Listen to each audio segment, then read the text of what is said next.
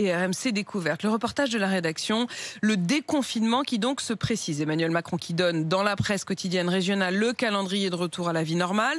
Par exemple, il y aura le 19 mai, vous le savez désormais, le retour en terrasse. Charles est prêt, il est au taquet. Mais attention, ce ne sera pas plus de 6 par table et retour aussi dans les cinémas ou les musées. 9 juin, réouverture des salles de sport. On pourra s'attabler aussi à l'intérieur des bars et des restaurants. Mais là encore, pas plus de 6 à table. Et puis le 30 juin, plus de couvre-feu.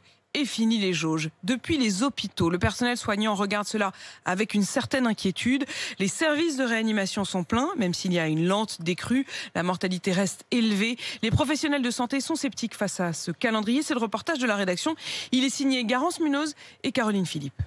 Pourquoi si tôt? C'est la question que se pose Marie face au calendrier du déconfinement. Cette jeune infirmière en réanimation ne comprend pas la décision du gouvernement de rouvrir musées, cinémas et terrasses dès le 19 mai. Je sais que tout le monde attend que ça et je suis une des premières à attendre que ça. Sauf que quand je vois l'état de l'hôpital aujourd'hui, je me demande pourquoi et comment on a pu mettre cette date-là. Ça va faire, je pense, aggraver encore plus la situation à l'hôpital. Peut-être attendre que la vaccination soit un peu plus importante pour rouvrir les bars. Ça serait peut-être plus sécure, je pense, de faire ça. Depuis plus d'un an, les vagues se succèdent et ces journées se ressemblent.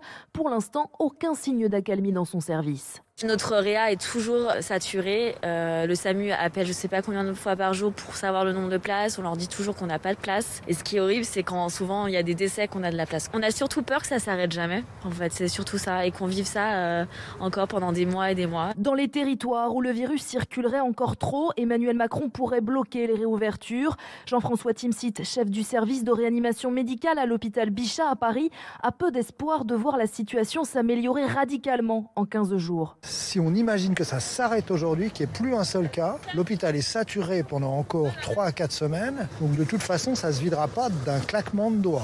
Complexe de prédire avec certitude si les contaminations vont se stabiliser ou si le rythme de vaccination va s'accélérer suffisamment. Mais pour Benjamin Davido, infectiologue à l'hôpital Raymond Poincaré de Garches, ces mesures sont contradictoires. On voit bien que dans d'autres pays comme en Angleterre où il y a moins de 20 morts par jour avec moins de 2000 contaminations, les résultats qui sont, et donc le déconfinement est possible.